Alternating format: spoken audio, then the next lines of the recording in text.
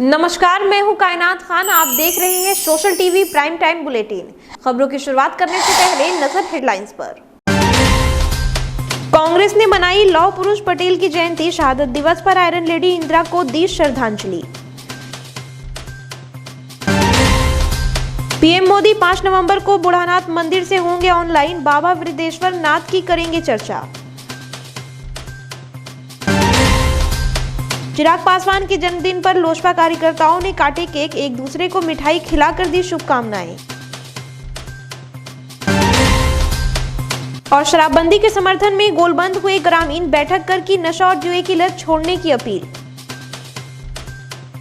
अब खबरें विस्तार से। भारत रत्न पूर्व गृह मंत्री सरदार पटेल की जयंती और प्रधानमंत्री इंदिरा गांधी की पुण्यतिथि पर रविवार को जिले भर में पुष्पांजलि कार्यक्रम आयोजित कर उन्हें श्रद्धांजलि दी गई। कांग्रेस कैंप कार्यालय पर जिला कांग्रेस कमेटी की ओर से कार्यकर्ताओं ने देश के दोनों विभूतियों के चित्र पर पुष्पांजलि अर्पित कर उन्हें नमन किया। इस अवसर पर विधायक ने कहा कि देश के निर्माण में दोनों महापुरुषों का अलग अलग योगदान रहा है, जिसे भुलाया नहीं जा सकता है। एक ने देश के निर्माण की नींव रखी तो दूसरे ने विकास के रास्ते खोले और हमारा राष्ट्र विकसित हुआ। उनके ही दिखाए गए मार्गों का अनुसरण कर देश में प्रगति और विकास हो सकता है।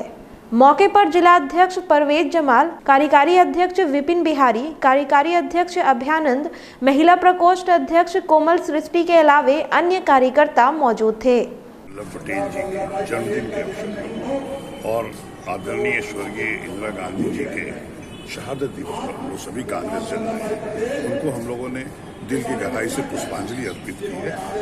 और इन दोनों को के बारे में बात किया करना है। सरदार वल्लभ भाई पटेल ने जो देश को एक दिशा, एक गति देने का काम किया, और बाद में आके स्वर्गीय इंदिरा गांधी जी ने जो देश को बनाने का मजबूत काम किया। एक बार आपको याद होगा कि पाकिस्तान ने दुस्साहस किया आंख उठाने का भारतवर्ष पर, उनको 2 टुकड़ों में इन्होंने बांटने का काम किया। वहीं भीकनपुर में सरदार वल्लभ भाई पटेल की जयंती और इंदिरा गांधी की शहादत दिवस पर त्रिमूर्ति चौक से पटेल प्रतिमा तक एकता मार्च निकालकर उन्हें याद किया गया।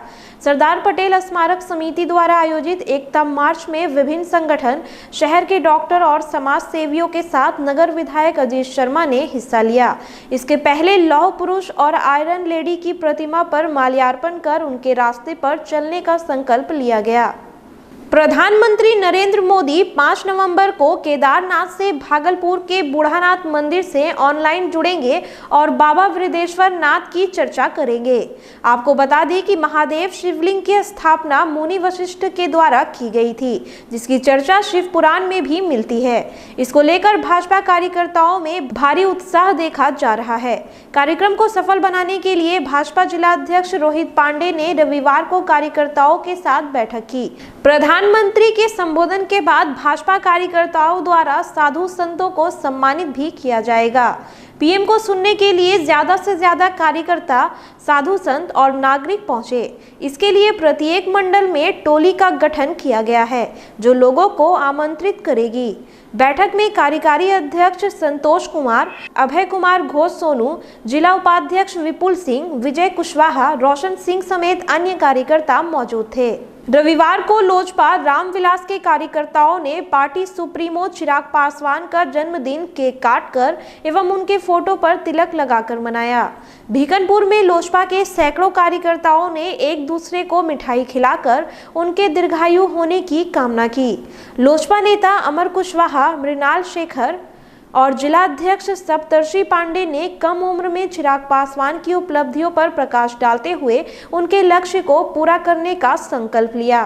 राष्ट्रीय अध्यक्ष लोक जनशक्ति पार्टी रामविलास के राष्ट्रीय अध्यक्ष आदरणीय चिराग पासवान जी का आज जन्मदिन है।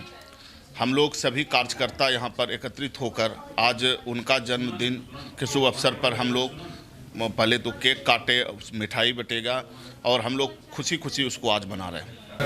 लोजपा रामविलास के राष्ट्रीय अध्यक्ष आदरणीय चिराग पासवान जी का जन्मदिन है। बिहार और पूरे देश के कार्यकर्ता खुशी मना रहे हैं और उनके स्वस्थ और दीर्घायु जीवन की कामना कर रहे हैं। भागलपुर में शराबबंदी के समर्थन में आम नागरिक जागरूक और इसके खिलाफ गोलबंद होने लगे हैं। जिले की खीरीबांध और जमनी पंचायत के सैकड़ों ग्रामीणों ने आम सभा कर गांव में नशा एवं जुए के खिलाफ अभियान छेड़ दिया है।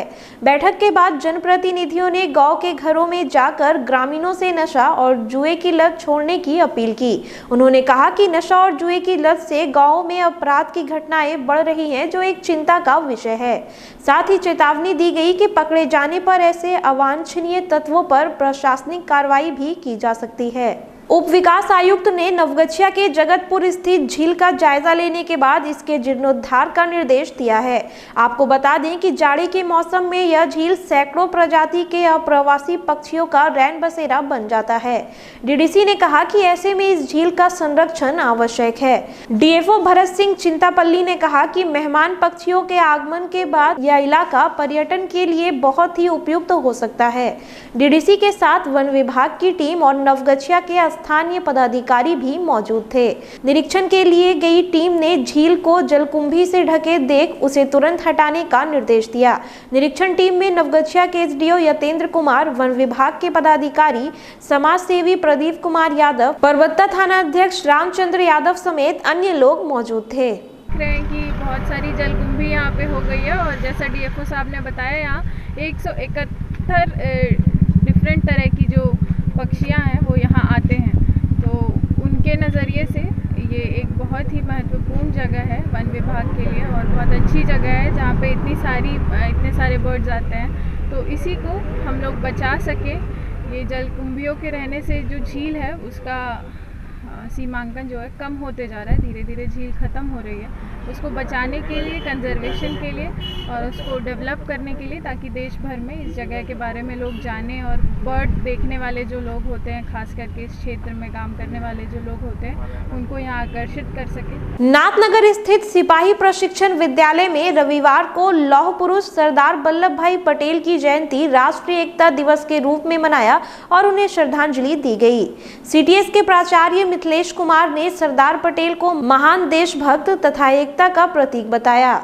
उन्होंने कहा कि देश की एकता और अखंडता के लिए महापुरुष पटेल के योगदान को कभी भी भुलाया नहीं जा सकता है। यदि राष्ट्र की एकता और अखंडता खतरे में पड़ गई तो लोगों का जीवन खतरे में पड़ जाएगा। इस दौरान सिपाही प्रशिक्षण विद्यालय में प्रशिक्षण प्राप्त कर रहे पुलिस के जवानों ने आकर्षक परेड कर एकता का संकेत दिया। हम लोगों ने संकल्प किया, एक आकर्षक परेड का भी आयोजन किया गया। सभी जवानों ने भी राष्ट्र की एकता और अखंडता बनाए रखने के लिए संकल्प लिया। शहर में शांतिपूर्वक त्योहार संपन्न कराने को लेकर रविवार को कोतवाली थाना परिसर में शांति समिति की बैठक आयोजित की गई, जिसकी अध्यक्षता इंस्पेक्टर रामप्रीत ने की। बैठक में काली पूजा विसर्जन, छठ और गोपाष्टमी को लेकर समिति के सदस्यों ने अपने सुझाव दिए और प्रशासन से सहयोग मांगा। समिति के सदस्यों ने त्योहारों में कोविड-19 के गाइडलाइंस का पालन करते हुए सादगी और शांतिपूर्वक पूजा मनाने का आश्वासन दिया। बैठक में प्रतिमा विसर्जन की तारीख और रूट का भी निर्धारण किया गया। सभी प्रतिमाएं स्टेशन चौक से खलीफाबाग चौक, कोतवाली चौक, नया बाजार और आदमपुर चौक होते हुए विसर्जन घाट तक जाएंगी। 11 बजे रात्रि में 6 तारीख के रात्रि में 11 बजे स्टेशन चौक बड़ी प्रतिमा जो है आपका पर्वती की वो पहुंच जाएगी। तिलकामांझी स्थित सुमृत मंडल कॉम्प्लेक्स में आभूषण की दुकान में गैस सिलेंडर फटने से एक व्यक्ति गंभीर रूप से जख्मी हो गया। घायल श्याम बाबू दुकान में आभूषणों की रिपेयरिंग कर रहा था कि इसी दौरान सिलेंडर लीक होने से उसमें आग लग गई और वह जख्मी हो गया। घायल युवक को इलाज के लिए मायागंज अस्पताल में भर्ती कराया गया, जहां उसका इलाज चल रहा है। रबी मौसम में फसलों की उत्पादकता बढ़ाने को लेकर कृषि विभाग ने तैयारी शुरू कर दी है। इसको लेकर सनहौला में रविवार को प्रखंड मुख्यालय पर रबी महाअभियान व किसान चौपाल का आयोजन किया गया। चौपाल में कृषि विभाग से जुड़े अधिकारियों ने रबी मौसम की खेती, भूमि संरक्षण की जानकारी किसानों को दी। वहीं कृषि कार्य के लिए संचालित विभिन्न योजनाएं और इसका लाभ लेने सरकारी नियमों की विस्तृत जानकारी दी। फिलहाल खबरों में इतना ही। अब मुझे दीजिए इजाजत। नमस्कार।